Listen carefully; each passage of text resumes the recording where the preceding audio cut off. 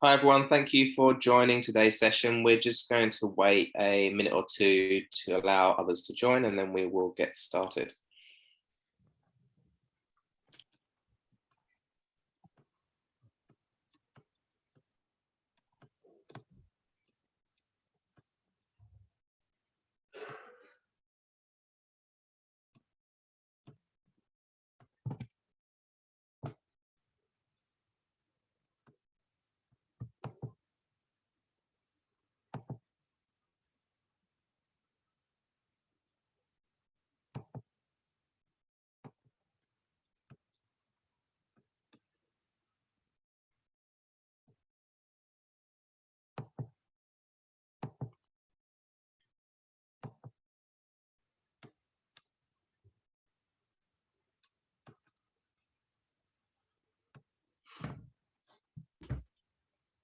Okay, I think we will jump in and get going. Happy Friday, everybody. Welcome to today's session. If you're joining us from a lockdown location, my apologies. I'm based in Sydney as well, so hopefully you're keeping safe and keeping well. Welcome to what is now the 10th in this series of workshops as part of the RISE program, a program initiative of Social Impact Hub, which is kindly supported by Westpac Foundation and Paul Ramsey Foundation.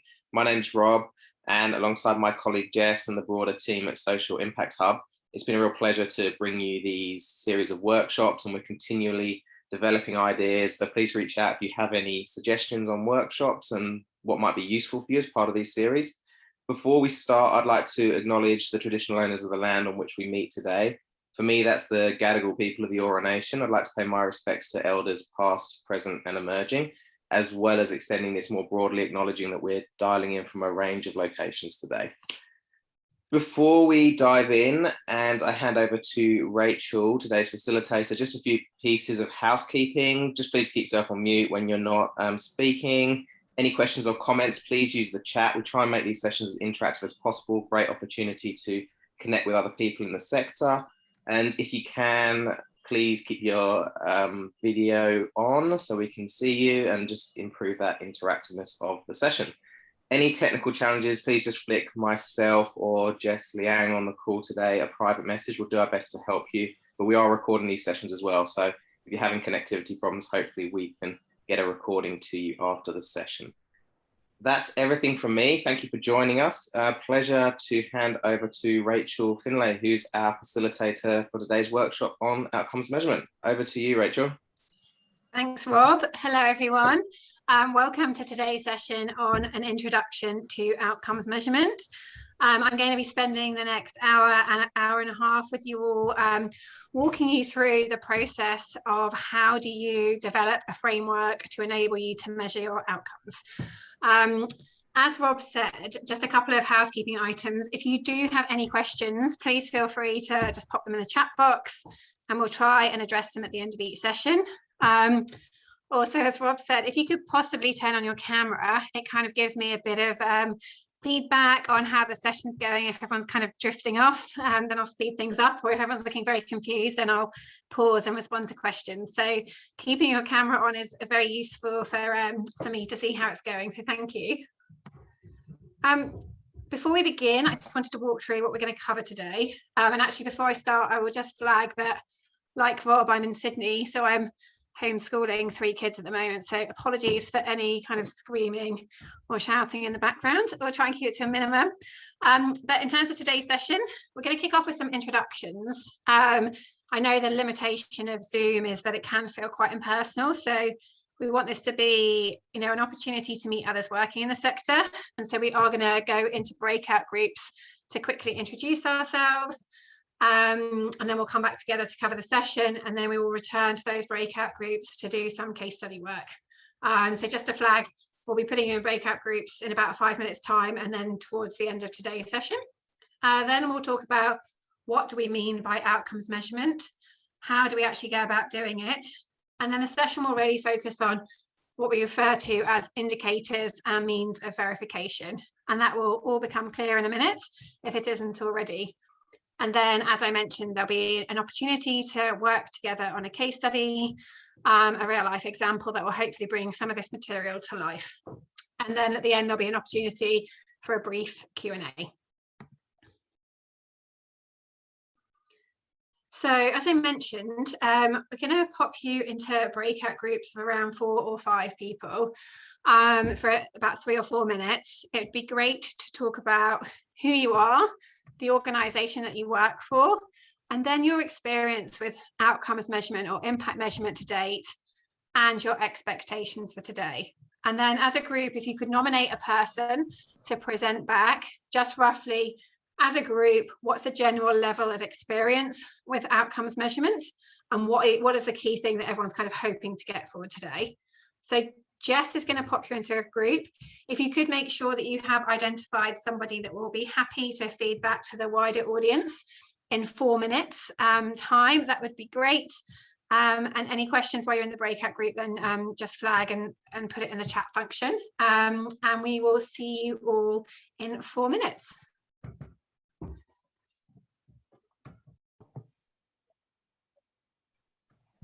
Is everyone back, Jess? Can you see?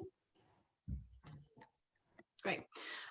Thank you, everyone, for going into today's breakouts. We've been joined by a couple of other people during the breakout. So I just wanted to sort of say hello to everyone again and welcome to today's session. We will be going back into the breakout groups at the end of the session to work on a case study. But for the next sort of 40 minutes or so, I'll just be talking through some of the tools and the materials that we use at the Social Impact Hub and going through some of the terminology. But before we do that, I just wanted to ask the breakout groups to share their discussion and present back on what's the general level of experience with outcomes measurement in the group, and what are people's expectations and hopes for what they're going to get out of today's session. So do the breakout groups have a number, Jess? I think they do. Could someone from breakout group 1 share their group's discussion with us, please? I think that was our group. Honestly, we were a little bit slack in that we spent probably the 4 minutes just getting to know each other. So in terms of our hopes and dreams for impact measurement, there's obviously a fair bit of experience because we've got Greg from the Indigenous Education and Boarding Australia, and then Michelle from our school, which is working on public school alumni. So, and then myself within the mental health space. So it was a cool mix, but we didn't unfortunately get to the hopes and dreams part within the 4 minutes, sorry. That's all right, James. Thank you for feeding back. Anyone from group 2?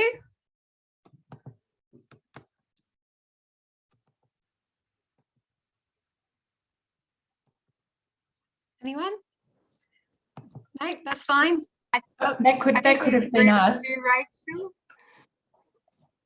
Sorry, just I couldn't catch who said that then. Just whoever just spoke then. Sue.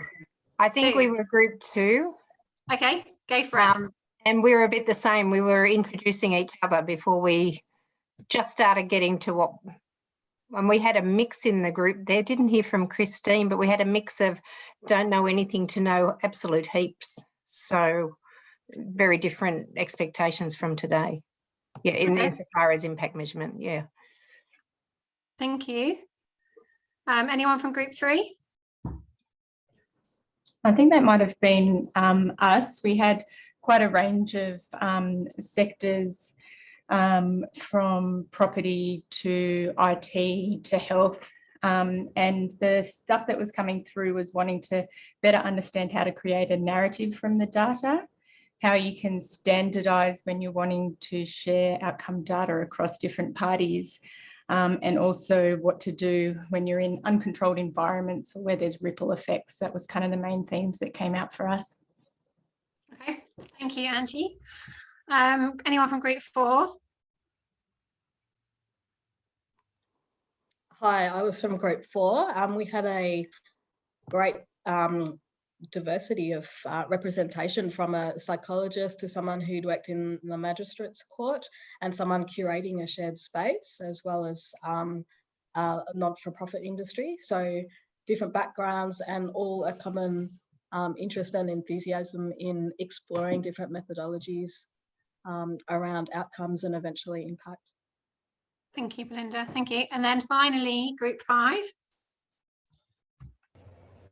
Hello. I think that was us.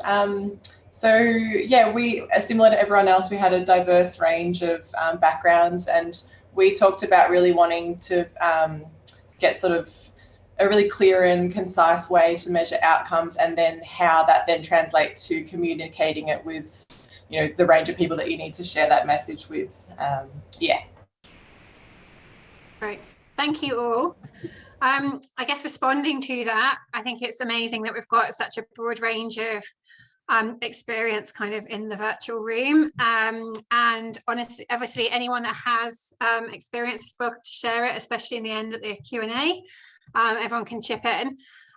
Just in terms of the way this session is pitched, it's very much an introduction to theory of change. So I think group 5 mentioned that kind of how do you measure your impact in a clear and concise way, and that's very much what this session will cover, in terms of identifying what it is you want to measure and how you want to measure it. Some of the more technical questions around, you know, what do you do in an uncontrolled environment? Unfortunately, we won't have time to touch on those today, but we can always follow up after today's session if anyone's got any specific questions. So, in terms of what is outcomes measurement, what does social impact measurement actually mean? I wanted to start off by just going through a few definitions, as I know that the jargon can sometimes be confusing to people. So in terms of what do we mean by impact, there's a lot of definitions around. I shared this one a month ago for those of you who are on the theory of change training session, but we really like this one from the Centre for Social Impact, which is that the longer impact is the longer term social, economic and/or environmental outcomes of a programme. And so what we mean by impact measurement is it's a way to assess the value your organisation is delivering to the people or places it serves. And that's very much around, that is what we think of when we think of outcomes measurement. It's an assessment tool to enable you to assess, are you delivering impact to the audience which you're trying to reach?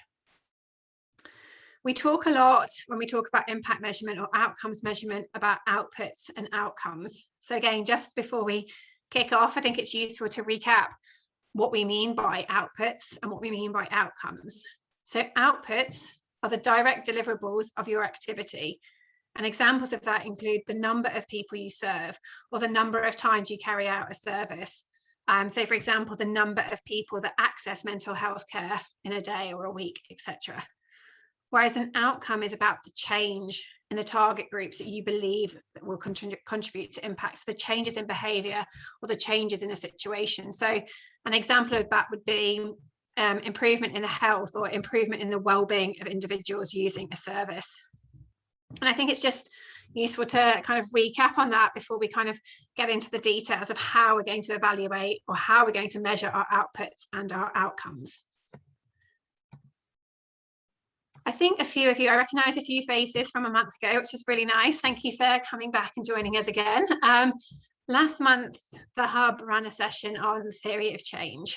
And I think that theory of change is kind of the first step in our journey towards outcomes measurement.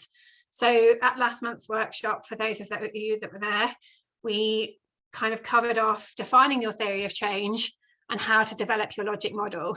And then we're kind of starting today at the point of, we've now got a logic model, how do we translate that into a measurement framework? So today's session is kind of assuming that most people will know what a theory of change is, what a logic model is, and then how do we use that to measure our impact. I will quickly cover it though for those that weren't in the session. So why bother measuring our impact? You know, it can be quite complicated, it can be quite costly, and it certainly takes up quite a lot of time. I think there are 3 key benefits. The first is around alignment to mission. And for me, this is obviously the main benefit. So measuring your impact enables an organisation to check that it is actually achieving its mission that it's set out to achieve. The second is around accessing funding. And I think this is kind of the reality of where the sector is at, that increasingly funders are asking for impact measurement data, which is great. And that can be on 2 levels. That can be around grant funding, but I guess for a lot of social enterprises, it's also around other funding and having your funding linked back to outputs and outcomes.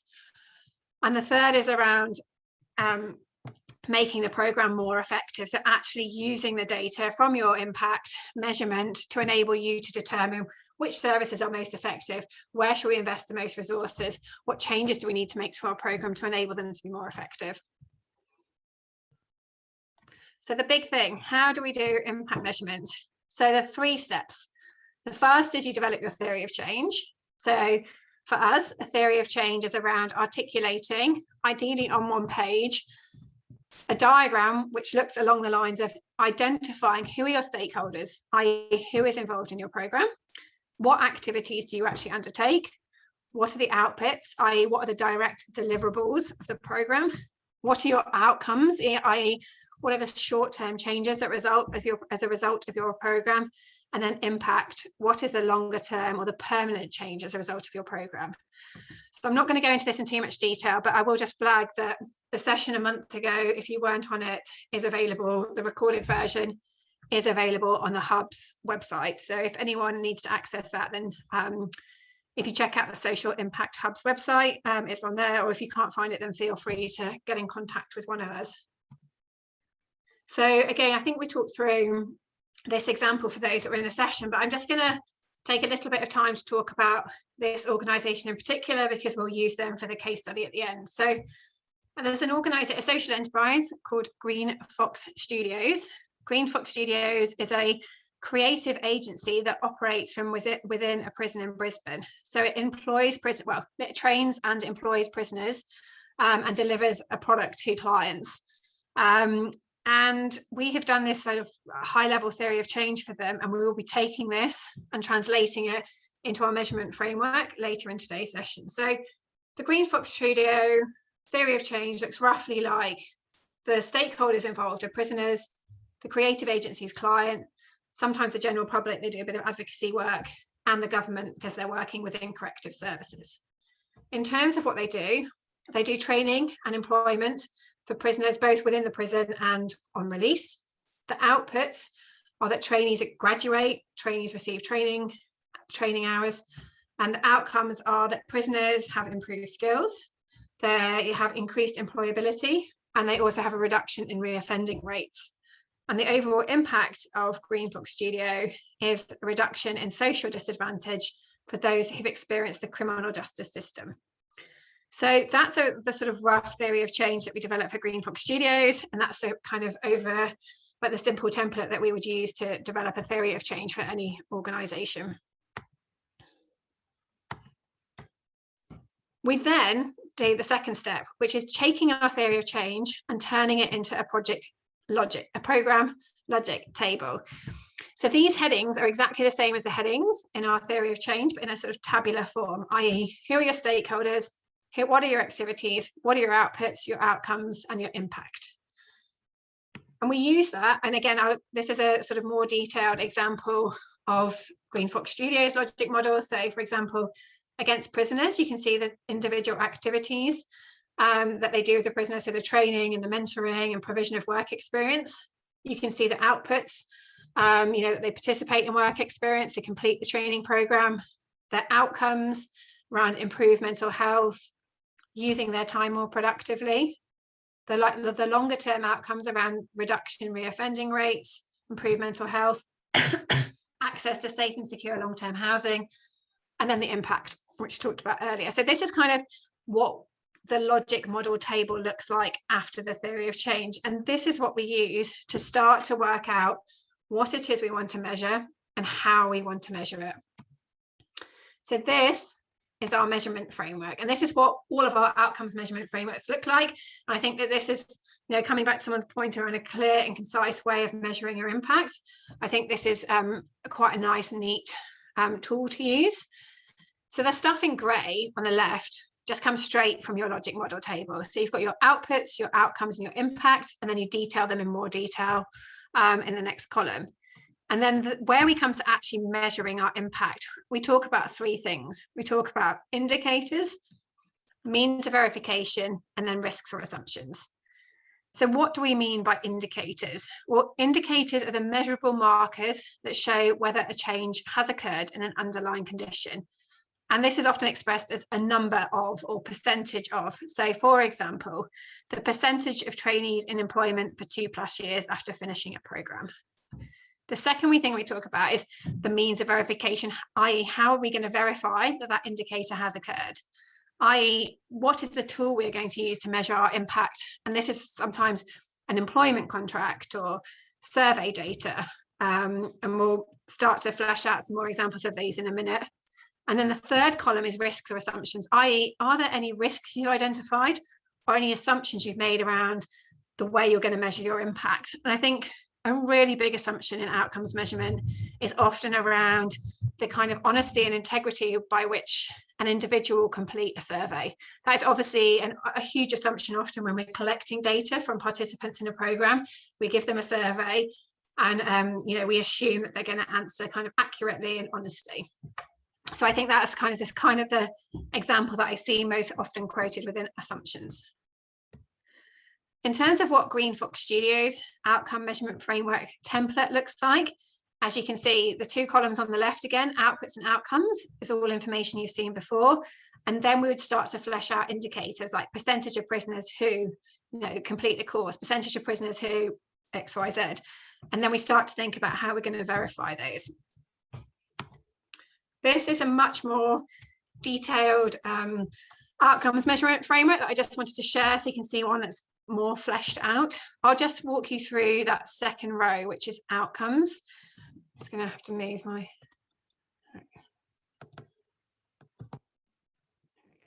So outcomes. So the first outcome on this program is that graduates have... This is from a program called the Bread and Butter Project. It's a bakery that employs refugees and asylum seekers. It's a social enterprise. And so the outcomes that they've identified are graduates have increased employability. The indicator that they're going to use to measure that outcome is the percentage of graduates in employment over the long term.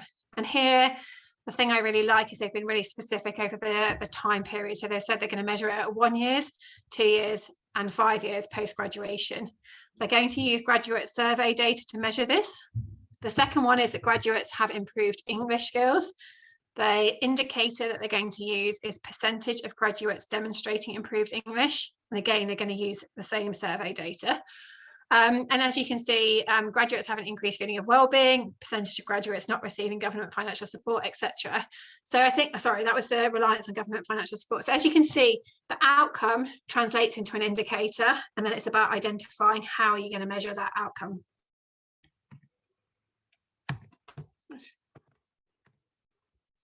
I just wanted to go through what we're going to focus on today's session is the idea of indicators and means of verification.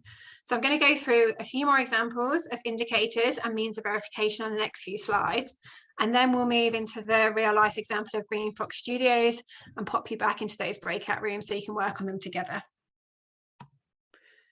So the first one is Headspace, a mental health organisation, which I think probably most of you know. So one of their outcomes is that Headspace users have improved overall well-being. The indicator that they're going to use is average well-being score across beneficiaries. And then the means of verification is in this framework that they've developed here, this tool. And I think this is something I wanted to flag, that actually often the outcomes that you want to measure, other organisations are measuring them, and there are already lots and lots of tools out there. And later on, I will share some great sources of places to find tools. But often you don't need to recreate your own tool. You can use an existing framework, an existing tool, and just modify it slightly to make it relevant to your organisation or to your clients. The second one is a non-profit organisation that supports people at risk of homelessness. Their outcome is that programme beneficiaries have improved social support. One of their indicators,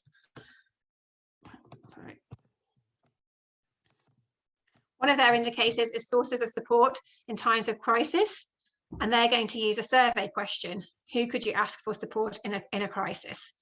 And again, there's existing tools that look at people's social networks, which I'll cover in a moment, that you can use if that's relevant to your organisation. And then the third one is the RISE programme. So as Rob mentioned today, we're all here today because of the RISE programme, which is the programme that Paul Ramsey Foundation and the Westpac Foundation are funding to enable support to social enterprises that have been affected by COVID. And so here's some more detailed kind of examples around indicators and means of verification. I'm not going to go through them all, but I'll just take you through the first line. So one of the outcomes of the RISE programme that we hope to achieve by delivering the RISE programme is that social enterprise participants are better able to navigate and survive the pandemic. An indicator to help us measure this is that a percentage of social enterprises reporting programme as effective in helping them navigate and survive the pandemic. In order for us to measure this, we actually have a survey that we send out to the enterprises that we've engaged with, but we also do case study interviews, leadership interviews, which also give us some qualitative data to enable us to understand if we're having an impact. And then the risk here is around some enterprises that we're working with may not be familiar with how to use consultants and may not know how to use us to access the support that they need. So a different example of a different type of intervention. There's some overarching kind of things to think about when you are developing indicators. The first one I've already mentioned, don't feel you need to reinvent the wheel. Always have a look for existing indicators. There's some great examples here, Social Value Bank, OECD, World Bank, etc.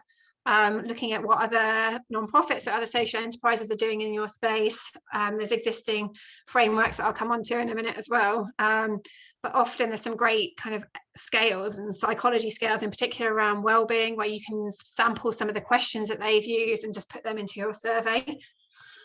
Always make sure that your indicators are smart, that they're specific, they're measurable, attainable, realistic, and timely.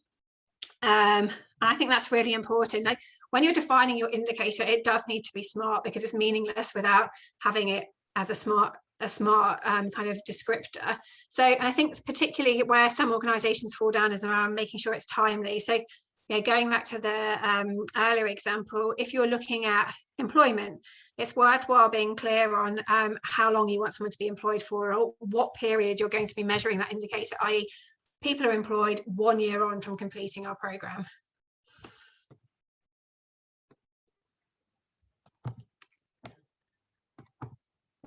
Right, sorry. I've got all your faces over my text. Here we go. And then, sorry. Okay.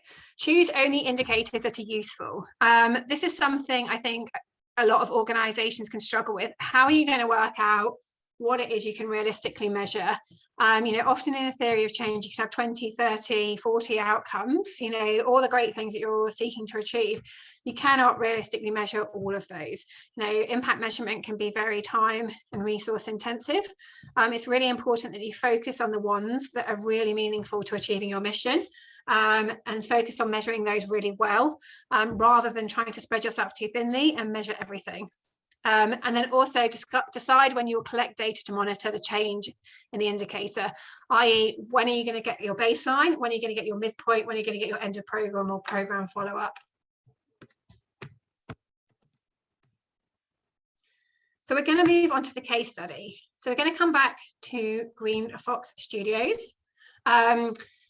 This is the table that we're going to base the example on. So hopefully you remember it from a few minutes ago. It lists the outputs on the left. We're going to be thinking about indicators and means of verification on the right. So I've picked 3 outcomes from Green Fox Studios, which are: prisoners participate in work experience with Green Fox Studio whilst in prison. Prisoners have improved mental health, and former prisoners have a better relationship with their family and friends. I'm going to give you guys 15 minutes in your breakouts so that you can think about each of those ones for 5 minutes, fleshing out your indicators, your means of verification, and your risks for each of those. I'll keep this up. And if you finish that in the time, and you've got extra time at the end, then it might be worthwhile spending the time thinking about your organisation and any outcomes that you're struggling to measure. Maybe share it with the group, and then you can have a bit of a group discussion on how you can best measure it. Please try and use this time to kind of all those people that have got a depth of experience in this space to really, you know, use their knowledge to help you on your individual program if you're struggling with thinking through outcomes measurement. So I'll just reiterate the task again. We're going to complete this table in our breakout groups. We're going to think through these 3 outcomes on the slide and identify an indicator, a means of verification, and any risks or assumptions with each one. And then any remaining time, please feel free to share an outcome that you would like to be able to measure as an organisation that you're struggling to currently measure. And as a group, try and think through how could that person, what's the indicator that person could use to measure their outcome? How could they actually measure it? And use the time to kind of get everyone's great ideas together. So I'm going to hand over to Jess to put you guys into your breakouts. And then we'll come back together in 15 minutes to discuss. Thanks, Rachel. I'll just give like a quick minute for everyone to take a screenshot, and then when everyone's ready, I'll put them out breakout rooms. Okay, Chloe says that the current version of Zoom allows screen sharing to rooms. It seems like we are not aware of that update, so we're not quite sure how to do that at this stage, but if you can kindly share how you would do that.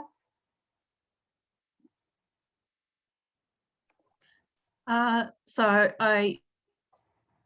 you would be on the latest version. I'm not sure if it means that all the participants need to be on the latest version as well, but there should be an option there to have that shared image stay up while we're all in our breakouts.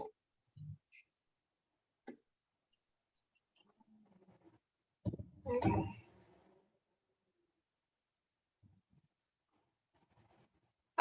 Definitely something for us to take into consideration for our next workshop. Thanks, Chloe. But at this stage, yeah, if you can take a photo, that'd be great. So I'll now put you out in 15 minutes. If there's any questions, feel free to return to the main room as well. Thanks, guys.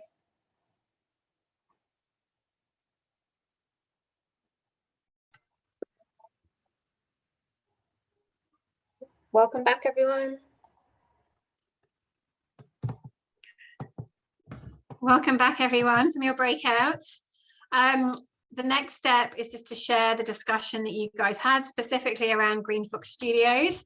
I'll start with room 5, and then if subsequent groups can kind of add to that discussion, you know, if they've got something different to contribute or any observations about the previous groups, what the previous group said and how what they said was different, that'd be great to hear. So I just want to kick off with room 5, I should say. Is anyone in that room was nominated as spokesperson to share what they discussed? That would be great.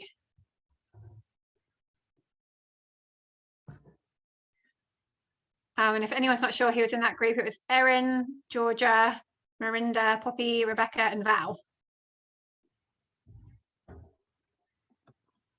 Anyone? Okay, I think that was my group. So for the first one, the prisoners participating in work experience whilst in prison. For the indicators, we were thinking about the number of prisoners opting to participate, the time frame of completing that work experience, and yeah, so those were the 2 main ones for the indicators. Right. Should I just go through verification? Yeah, and then in verification, and then any risks or assumptions, that'd be great. Thank you.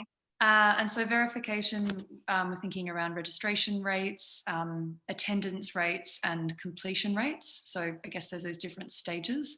And we thought some of the risks were assuming that enrollment data, I guess, is accurate and, you know, sort of honest. I think one of the assumptions was what's the length of time to complete that.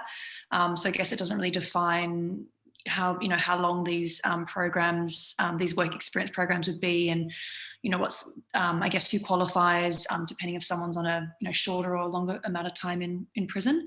Yeah, and I guess that again that accurate kind of record keeping around levels of participation and coming from the supervisor. Did the group need to add to that? I think that was what we talked about. Great, thank you. And then do you want to carry on and do the prisoners have improved mental health? Yeah, I can do. And again, anyone feel free to jump in if I've missed anything. So on the improve mental health. So the indicators, I guess, were percentage of prisoners improvement in reported mental health outcomes, percentage of increased engagement or attendance. So in some of these programs, like the work experience program, perhaps, those might be interconnected. Percentage of uptake in accessing mental health services or engaging with those types of services.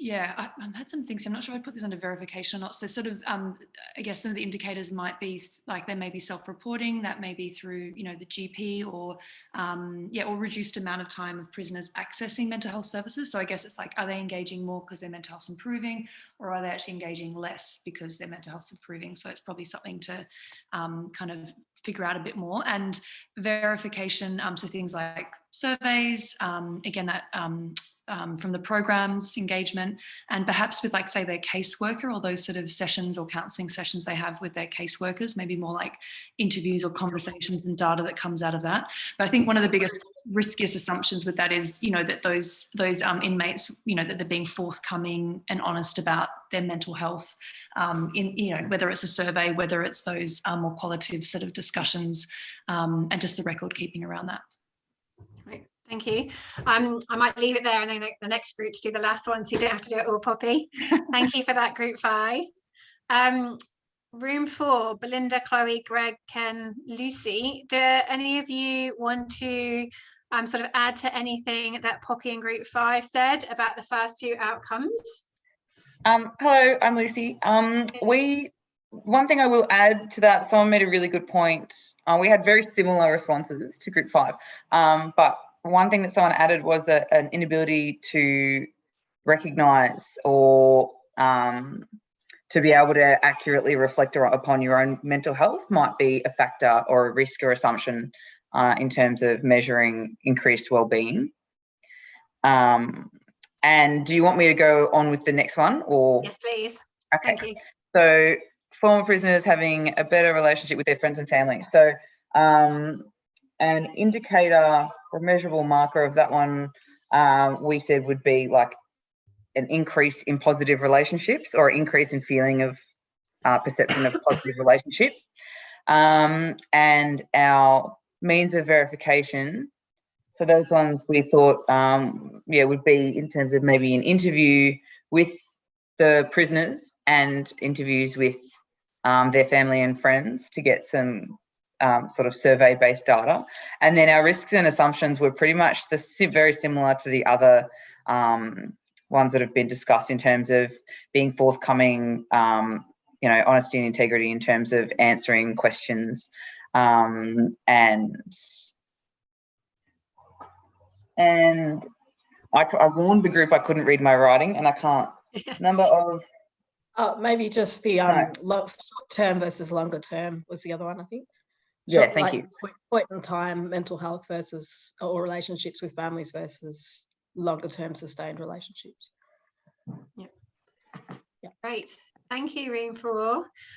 Room 3, if I could ask you to comment on what the other 2 groups have said, if you've done anything different or have anything to add to what they've said. So room 3, Angie, Bahar, Michelle, Richard, anyone in that group wants to add anything?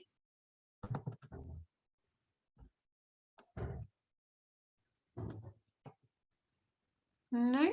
Anyone in room 2? Austin, Liz, Patrick, Sue, Severson?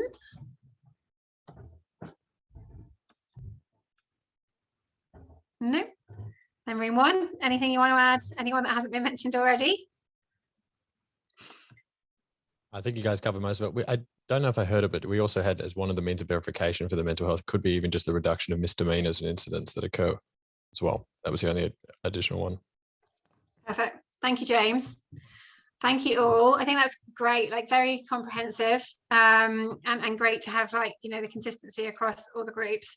I just mapped out some example responses, and one of the things I wanted to sort of flag was going back to that point around using pre-existing tools or scales.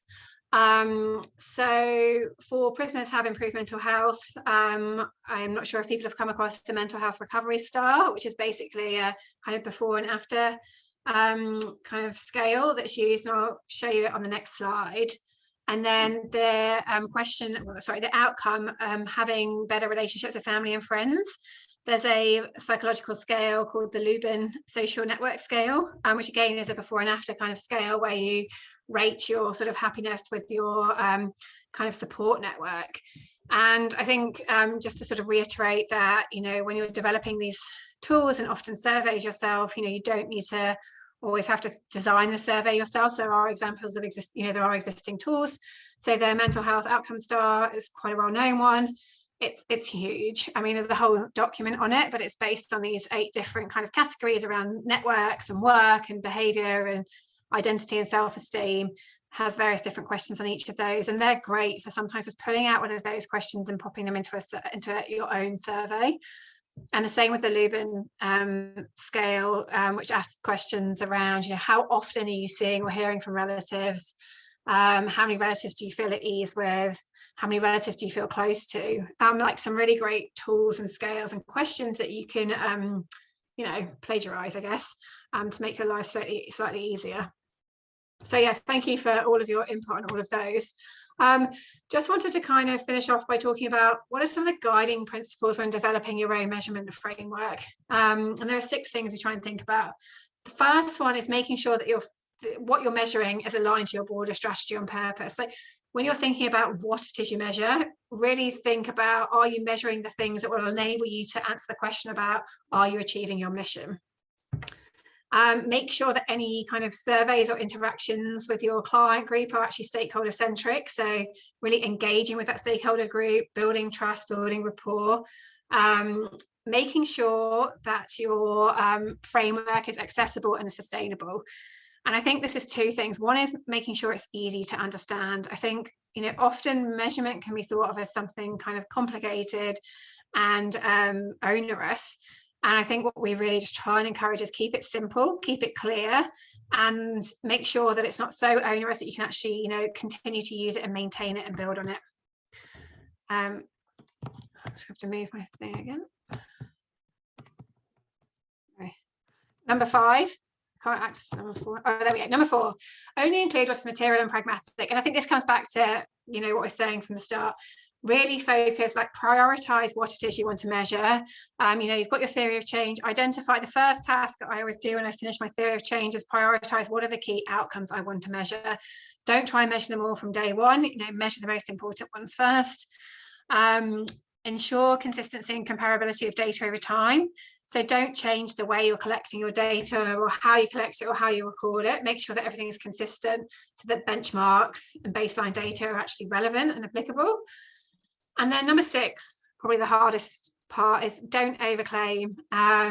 You know, we can have a whole other discussion in another session, which we might actually do around, you know, contribution versus attribution, but just be clear about what your organization's role is in contributing to that goal. You know, don't try and overclaim that the world has changed because you're the only organization working with this particular client. So just be really clear about your role in kind of the ecosystem of other organizations that are operating in this space.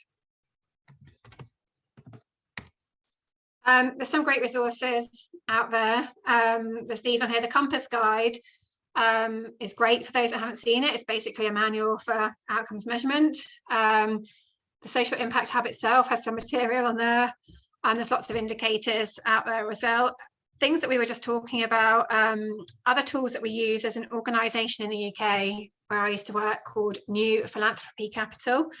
I was looking on their website the other day. They actually have outcomes maps for, I think, 7 or 8 different kind of social issues. So they have a mental health outcomes map, an employability outcomes map, where they literally populate every indicator that they can think of from the looks of things and ways to measure it. So a great source of material for thinking what tools you could use.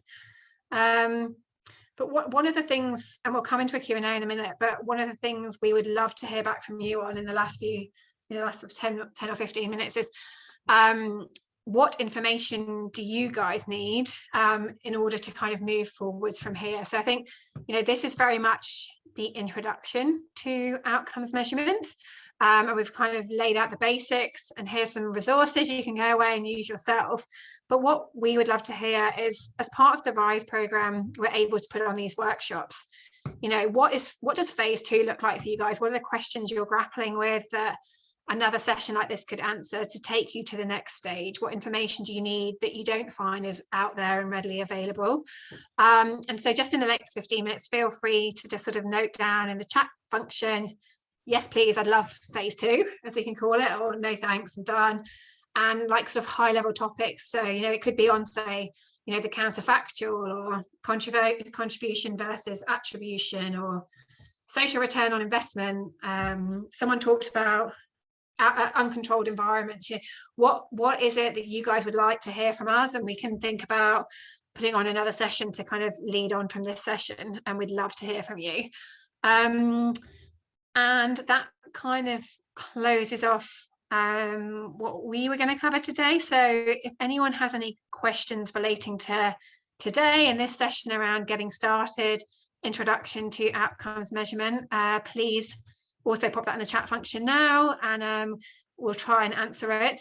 If we can't answer it today, if it's very specific, then we can hopefully point you out other resources you can go to, or maybe it can feed into phase 2. But thank you all for your time so far today, especially around the breakout group. It's great to see what everyone came back with, so thank you very much. I'm just going to... Oh, thank you. Okay, fine. So if anyone can just post, can we get a copy of the slideshow?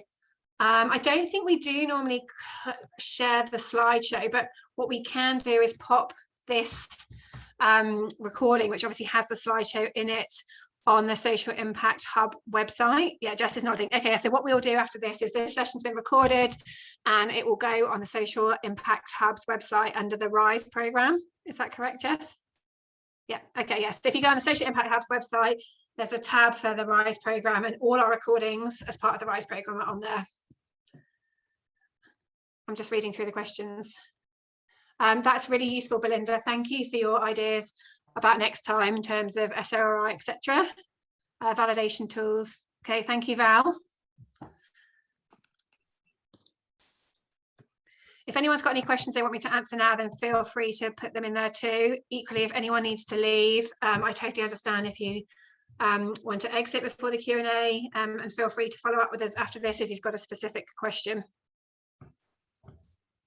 These are great. Thank you, everyone. I'll capture these as you put them through. Also, if anyone has a question they just want to shout out, feel free to jump in. That's why we... Yeah, I like that one about telling stories of impact after measuring outcomes. I think my old boss in the UK used to say that impact measurement should be no numbers without stories and no stories without numbers, which I think is really true. So I like that idea of, you know, how do you weave in that kind of qualitative piece with the quantitative kind of data that we've talked about today? Just linked to that, Rachel, I had a question, and it's how do you, there's with this work, there's a tendency you think really deeply and you're going down to collecting data and you're really getting granular into it, which is really fantastic. How do you then take that back up a level in terms of communication? I'm particularly thinking from a board perspective, because some people are, you know, feeding these reports or some of this work back up to a board level where there may not be the time or the opportunity to dive into the detail. Yeah, I think that's a good question. I think, again, it's around that prioritizing. You know, I think you know, the stages of outcomes measurement, like we've very much talked around what data are you going to collect and how you're going to collect that data. And I guess that's something we could then feed into phase 3, is then you've got the data, what on earth are you going to do with it? You know, how do you collate it? How do you analyze it? How do you report on it? How do you make decisions on it? Kind of completing that feedback loop. So I think it's about coming up with a really clear way of what are you going to do with the data? Whose responsibility is it to analyze that data? And then how do you share insights from the data? You know, often organizations have a nice dashboard which summarizes the data in month on month or year on year change. And then it's about, what do you do with that data? What's the question you want the board to help you answer relating to the data? Great, thank you. Anyone else got a question they want to ask today? scrolling quickly through the chat function. One in for you, Rachel. There's one new message. Oh yeah, so that is a really interesting question, Sue. So Sue has asked about struggling to find measurement for students aged 9 to 14 on wellbeing and mental health. I totally agree with that, Sue. So I was just doing a piece of work on youth mental health too. And in the UK, there was this amazing tool called the Wellbeing Measure, which was exactly that. It was a standardized, it was an online platform that was rolled out across the UK, and schools were using it, you know, and like other services and interventions were using it too. And it was basically formed this amazing like baseline and average of data around mental health outcomes in young people. And then you could get the young people would complete the survey, before and after survey, and it would highlight whether what the cohort that you're working with, like how they were kind of pitched against the kind of national average. And I would love to see something like that here. And I actually reached out to the organisation in the UK too, to ask them if their questions were publicly available, the data was publicly available, but they've actually closed down. So it doesn't exist. So I don't actually have the answer to that question, apart from saying, I think it's a gap, and it would be great if someone would pick that up. But does anyone else want to answer Sue's question? Does anyone else know any good like measurement tools or frameworks for students aged 9 to 14 on wellbeing and mental health? Has anyone come across any good ones? Feel free to shout it out, or if you don't want to shout it out, feel free to put it in the chat box. Yeah, I agree, Sue. It's really hard in that group. I think that's why the UK, they came up with this wellbeing measure. If you go on, if you search wellbeing measure UK, I think there is still some information on the webpage. But unfortunately, they won't share the data on baseline information or what they asked, which is a bit frustrating. Just seeing there's a question above that too. Okay, indirect benefits, yeah, ripple effects. I think that would be great for a place-based approaches, yes. Oh, so that's actually interesting. So that's the other thing I wanted to share actually. So thank you, Richard. So when you're looking at a community outcomes at a community level, I'm actually on the board of an organisation called SIMNA, the Social Impact Measurement Network Australia, SIMNA. They're a membership body, but you can attend their sessions. They run online sessions at the moment because of COVID, but also some great face-to-face networking events. They actually ran a session last night on how to measure your impact at a community level. And that recording, it's only an hour, is available on the SIMNA website. That is another great resource. If you have a specific question around impact measurement, SIMNA has probably done a webinar on it. So I think, yeah, like place-based community outcomes would have been covered last night. And you can access the resource for free. There's lots of other stuff on there as well. Okay. Thank you, everyone. I might wrap that up here. If no one's got anything further to add, please just raise your hand maybe if you do. Actually, what might be interesting is if people could just quickly raise their hand on, like as in virtually raise their hand on here under the reactions button to show, would you be interested in phase 2? Like what we're talking about with some of the topics here that have been mentioned. Okay, yes. Oh, yes. Okay. Loads of hands. All right. So we have some homework to do. Yeah. Perfect. That's great.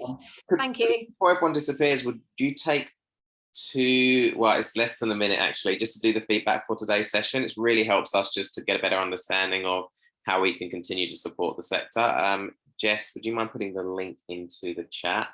And I think there's some prizes up for grabs as well. So thank you for just taking the time to spend a minute doing that for us. It's really, really helpful for us. So that's everything from my side. Thank you, Rachel, for today's session. That's great. And we've taken your suggestions on a future session. So please watch this space. We'll send out the recording, as we've said, and we'll keep you informed of all the future sessions. We have a session on emerging technology in a couple of weeks, 30th of July. And that's with one of our consultants, Tim Prosser. So he's going to be diving into how do you start making some tangible decisions around technology investments for your organization and actually using them in a way to, maximize your impact and help you with your strategic objectives. So that should be a good one. And then we have a whole range of other ones coming up in the near future. So I will keep your eye out for those on the website or through the emails that come through. And thank you everyone for your time, and happy Friday. Have a nice weekend. Yeah, thank you all. Thanks, everyone. Bye-bye.